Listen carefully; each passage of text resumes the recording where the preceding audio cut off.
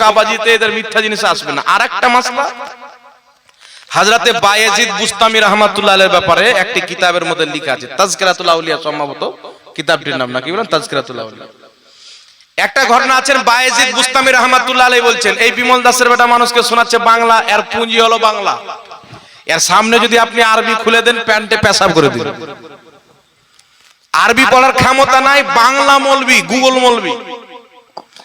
আরেকটি কিতাব দেখাচ্ছে বায়েজিদ বুস্তামি কি লিখছে, কিয়ামতের ময়দানে সকল নবীর ঝান্ডা বায়েজিদ বুস্তামি অর্থাৎ আমার ঝান্ডার নিচে থাকবে। বলেন নাউজুবিল্লাহ।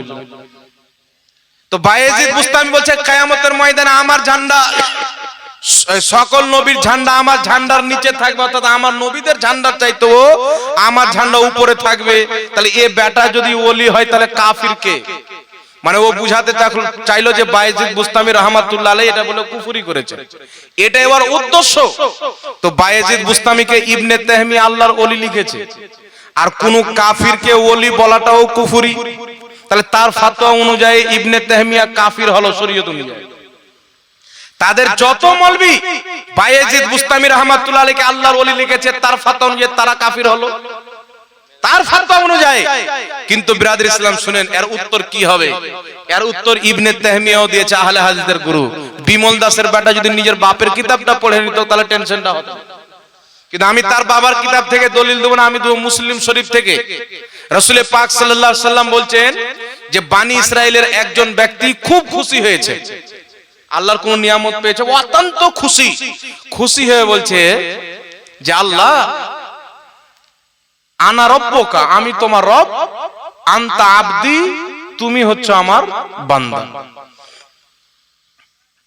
বুঝতে পারলেন কথাটা? খুশি হয়ে আল্লাহকে বলছে আল্লাহ তুমি আমার রব, এই বান্দা, আর আমি তোমার রব। তো নবী পাক সাল্লাল্লাহু আলাইহি সাল্লাম এটা উল্লেখ করে ওনার উপরে কোনো ফতোয়া লাগালেন না। কারণ কি জানেন? উনি বলতে চাচ্ছিলেন আল্লাহ তুমি আমার আল্লাহ আর আমি তোমার বান্দা, তুমি আমার রব আমি তোমার বান্দা। এটা বলতে গিয়ে আনন্দতে বেরিয়ে গেছে যে তুমি আমার বান্দা আর আমি তোমার রব। তো ওই সময় এমন একটা কাইফিয়াত ছিল, ওই কাইফিয়াতে বলতে চাই কিছু বেরিয়ে যায় কিছু, তখন তার উপরে ফতোয়া লাগে না। ওরকম বায়েজিদ বুস্তামি রাহমাতুল্লাহ আলাইহি বলতে চেয়েছিলেন কি, যে কিয়ামতের ময়দানে নবীগণের ঝান্ডার তলে যদি কারোর ঝান্ডা থাকে, আমি বায়েজিদ বুস্তামির ঝান্ডা থাকবে, বলেন সুবহানাল্লাহ। কিন্তু মুখ দিয়ে বেরিয়ে গেছে কি, নবীগণের ঝান্ডা আমার ঝান্ডার তলে থাকে। কিন্তু এই বিমল দাসের বেটা তো শরীয়ত বুঝে না, বাংলা বই পড়ে আর যতদিন পর্যন্ত দৌড়, কলকাতা অবধি গিয়েছে তো দিল্লির তো আর খবর দিতে পারবে না, কি বলেন বাবা?